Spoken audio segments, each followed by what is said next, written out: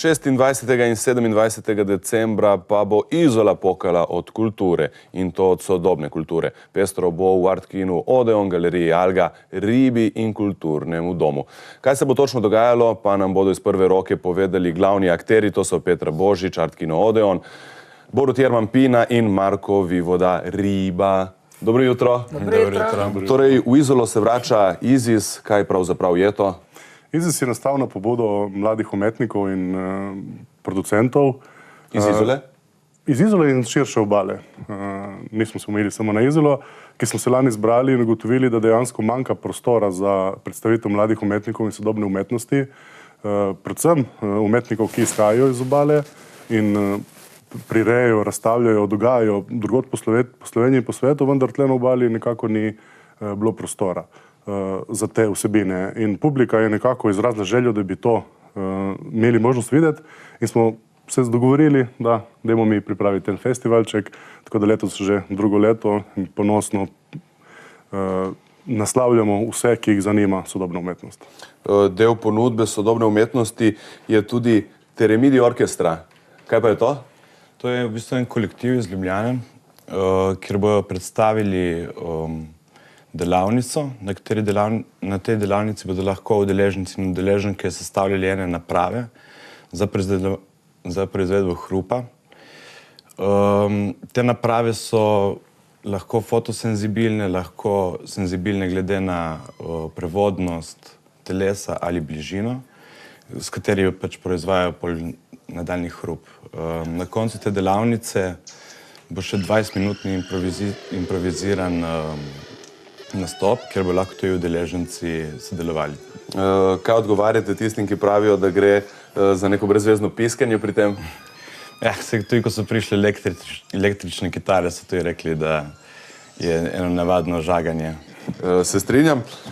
Razstava Ples možganov, tudi ta razstava bo povezala različne medije. Bodo naši možgani res plesali? Tako, 26. bo malo drugačna prezentacija tega projekta.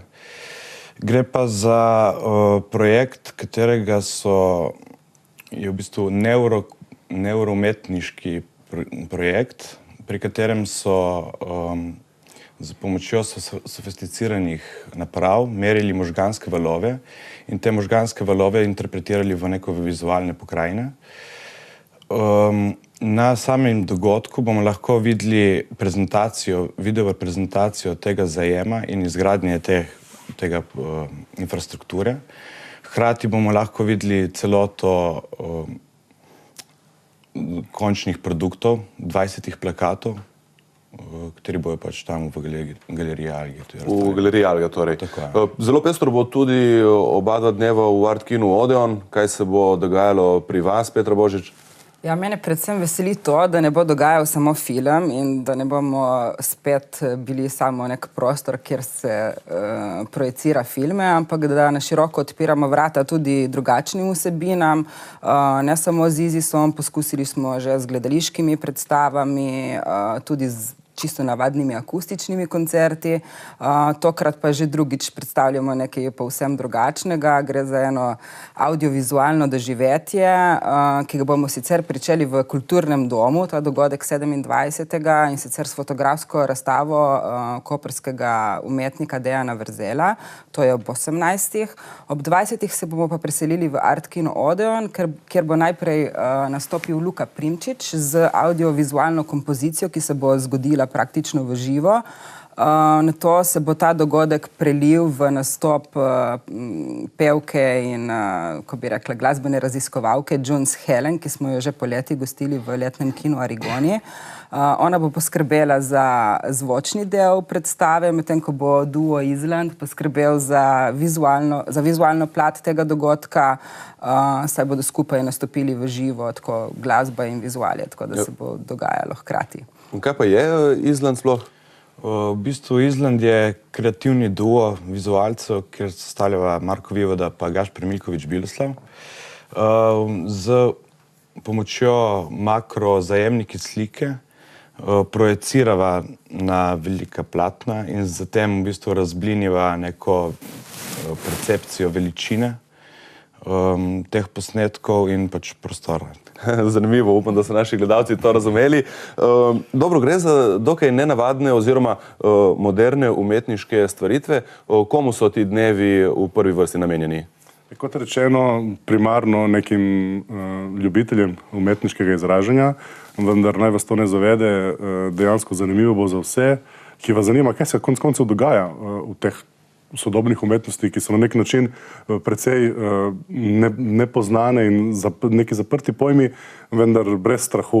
Sicer je nekaj piskanja, ampak ne se ustrašiti, res je zanimivo, tako da vsi so dobrodošli, da pridejo v Izolo 26. 27. in ravno zaradi tega smo pripravili toliko vsebin, da bo za vsakega se najdlo nekaj zanimivega. Možgani bodo res plesali, imamo občutek. Kako je s tem v tujini? Je morda tam kaj več posluha za to piskanje? Načeloma ja, ne rabimo iti v tujino. Že če gremo v našo prestolnico, so prizorišča, recimo galerije, ki se ukvarjajo s sodobno umetnostjo, intermedijsko, ki so na samem svetovnem nivoju.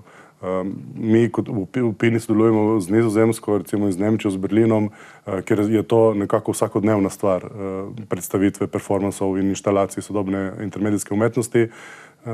Naša obala je morda malce pozna, ta mediteranskost.